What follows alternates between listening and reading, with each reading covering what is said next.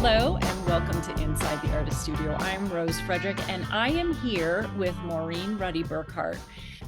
She is a fabulous photographer who delves into all kinds of different mediums and is not afraid of using different cameras and lenses and iPhone and she's one of my favorites for that, of a contemporary photographer experimenting with everything she can get her hands on. So hello, Maureen, how are you? I'm fantastic, Rose. How are you? Great. I'm doing really well, thanks. So I hear you have won a couple pretty major international awards this year. Yes, indeed. I just found out about a couple of days ago that I won an international award for wildlife photography, Wow. the Julia Margaret Cameron Award for Women. Ooh. So, and then I got an honorable mention in the same award for fine art landscape, which is also the wildlife series that I've been working on. I've been working with birds in the landscape for the last 2 or 3 years. Yeah. Yeah. And those are some of the ones that I'm most familiar with of your work. What we're going to get, and Maureen is going to be in our Contemporary Realism Now exhibition at Gallery 1261 this January 2024. We're actually getting a really new series of work from you, though, right? Yes, nobody's ever seen this stuff before but me and my husband and a few friends. Wow. Okay. You know what? I would love for you to dive into a screen share, because I think if we start talking about them without having the images in front of people, it'll just be frustrating because these are so different. So if you want to go ahead and take over. All right, let me do this screen share. Perfect. And then find the right thing and nice. Okay, so botanicals this time. Yes, ma'am. Yeah, and now these are small. You were telling me these are like, this one looks like it's 7 by 5 inches. Yes, these are 5 by 7 printed on vellum paper, which is 8.5 by 11 vellum size paper, and then the gilding on the back is 24 karat gold. So okay. it's 24 karat gold leaf comes in 3-inch squares. So each one, if you do it correctly, you can get away with 6. But if you make any errors or anything, then you have to, of course, use more than 6. So it's a labor of love for sure. The images we're seeing here are all the metal, like they are actually metal leaf, printed gold leaf.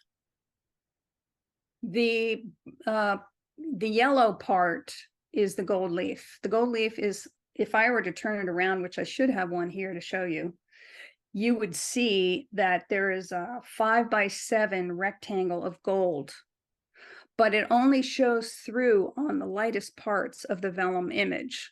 Oh. So because I wanted to learn this process, I really, really wanted to learn this process.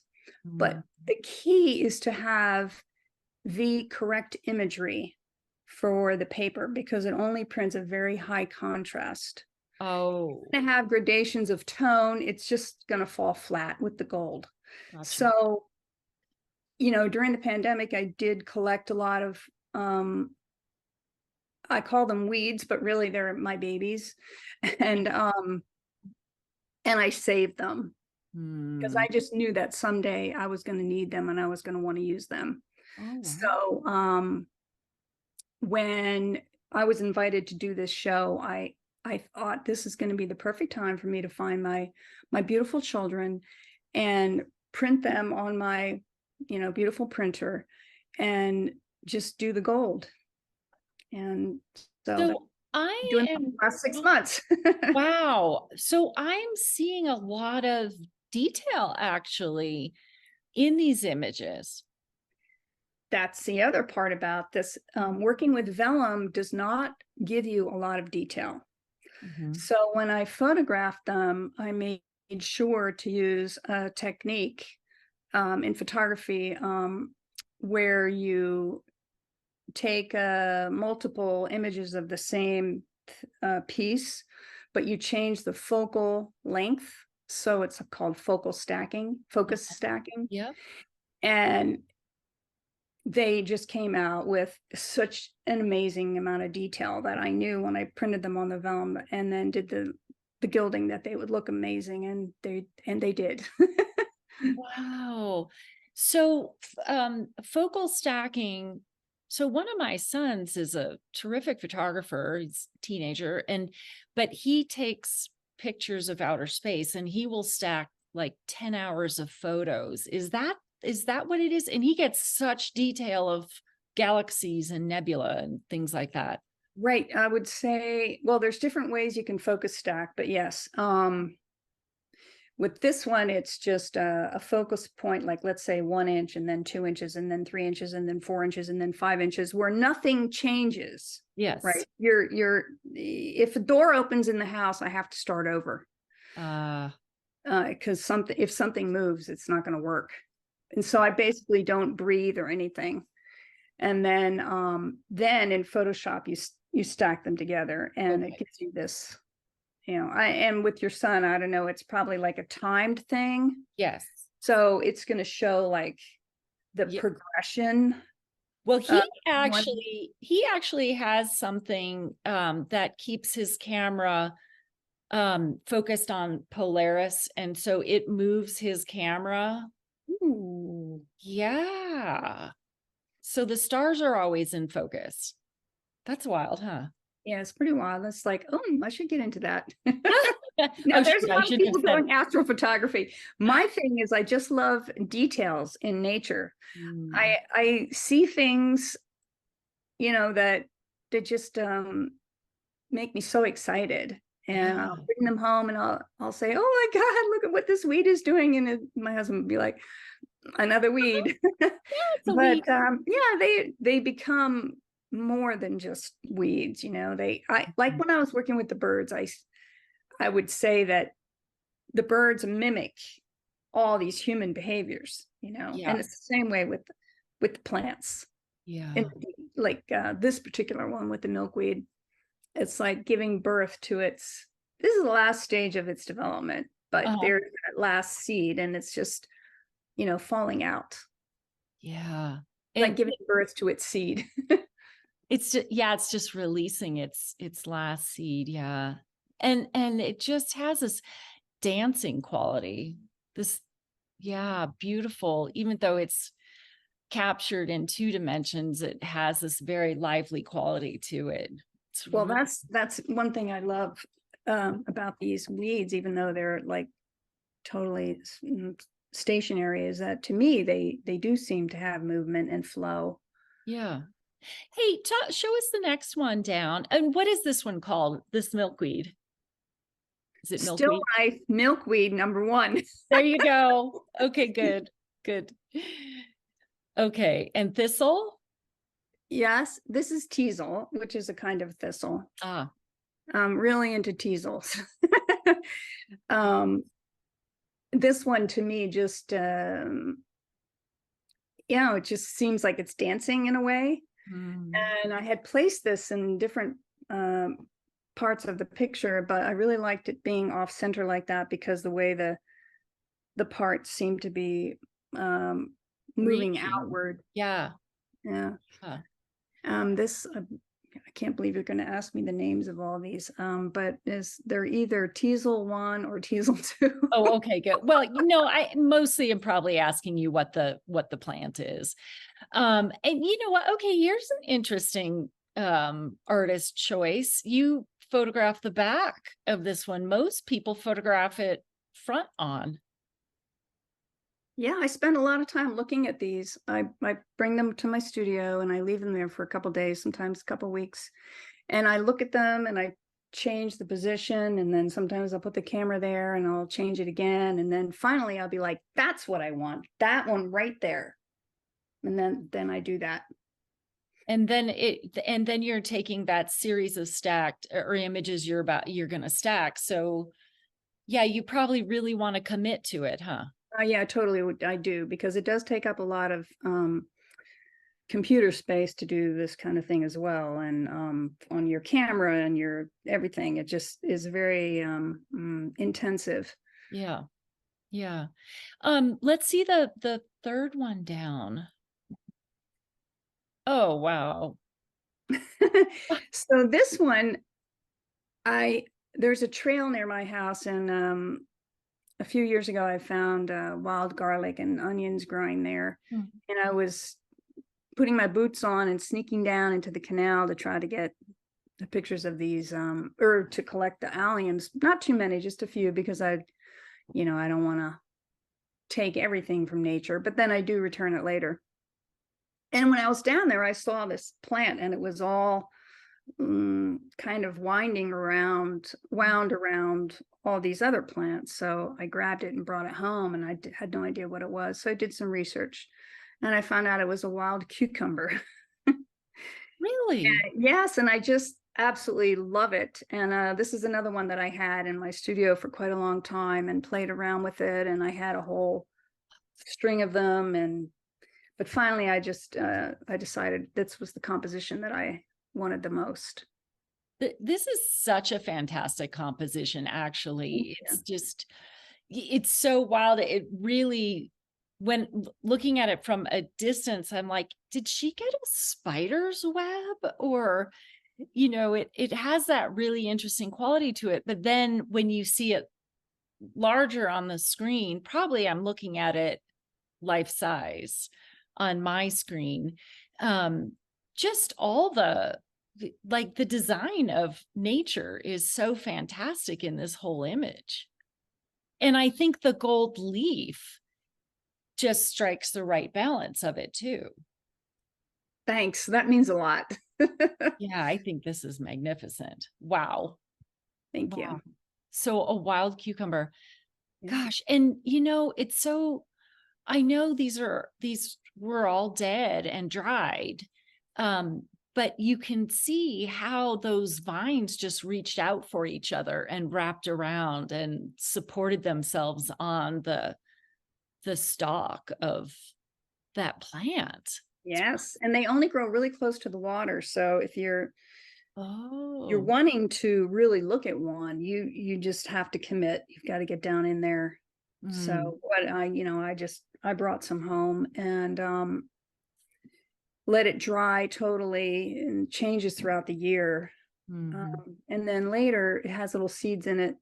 So I'll just take it back. If I have a lot of them, I'll definitely return them. yeah. It just keep them going.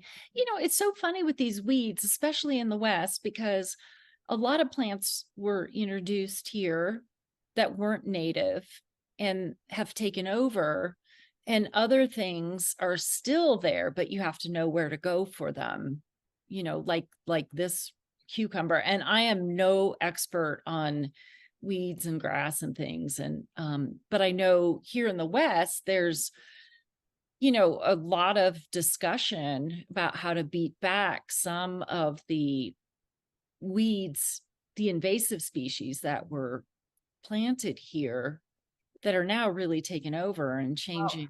For many years in the 90s, I was a stock photographer, and my specialty was those invasive species. Oh. Because in stock photography is like everybody's doing mountains and everybody's doing beauty shots and clouds and whatnot. But I was like, I need to find something that was in demand. So I did. Maybe that's where this whole interest in plants started. Yeah. But I'd be up at Rocky Mountain National Park and I'd find an invasive species and I'd report it to the ranger, and they'd be like, oh, thanks. I'm keeping control of this stuff. But I don't remember a lot of names. It's been a while. But anyway, this was my first experience with a wild cucumber. And I'm pretty sure that's not invasive, but I think the teasel is. So I don't feel bad about taking the teasel. Yeah. Yeah. Wow. So are you a botanist also? Do you have a background in botany or? No. No, but if I could do my life over again, I'd probably be a park ranger. Oh. Very interesting. Yeah. Very interesting. I don't know. And part-time ranger, part-time artist. Yeah.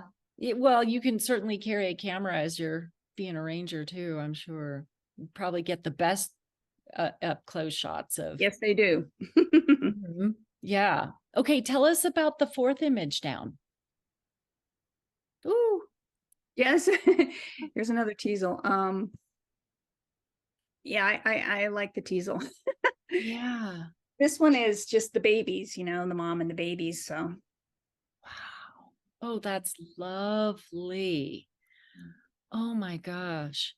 Yeah, I I just thought can't. they would look great as a whole series together. Oh, I think so. That's how I was sort of in my mind whenever I see the artwork coming in for a show, I start hanging it mentally. And I'm like, oh, yes, this is going to be perfect. Yeah, so this again, I mean, just I can imagine how fun figuring out the design and layout and where to start shooting this. And the detail again, oh my goodness. Amazing. Nature is amazing. Yeah. Yeah. It does a lot of the work for you. It does the heavy lifting, huh? Well, when I started photographing birds, I used to think, oh, you know, birds.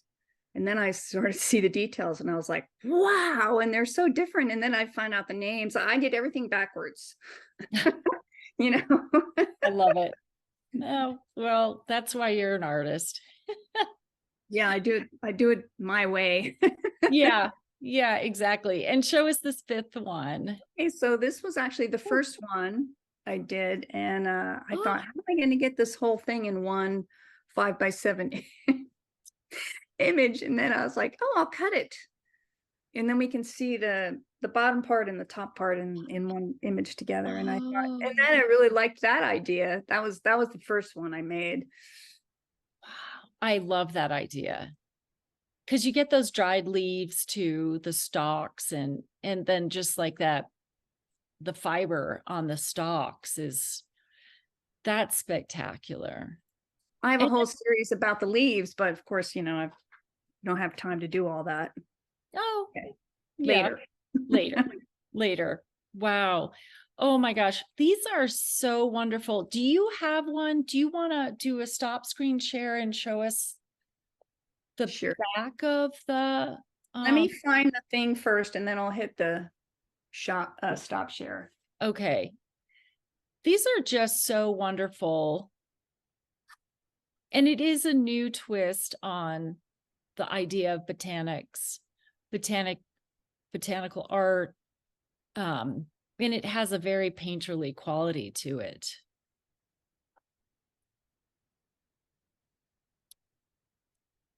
So my final ones are actually at the frame shop. So I'm going to have to show you one that's Okay, here. I'll stop share.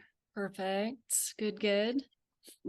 Okay, I don't know if you can see this, but Yes. so Oh, this was a reject. It was one of the first iterations, uh-huh. but you can see the Oh. gold on the back. So you print it on vellum and then you put the gold on? Yeah, so you first you print, actually, hold on, let me show you that.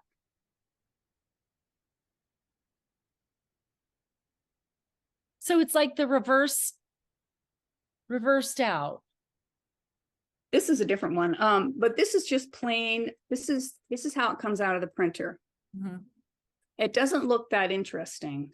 It Yeah. looks a little flat and a little gray, but Yeah. that's actually what you want. Then you mask, you turn it over. Well, you have to spray it with a An adhesive. Yeah. to keep the water from penetrating or keeping anything humid penetrating the vellum, because then it wrinkles. So you have to spray it with a UV, like a acrylic spray. Oh. Yeah, and then you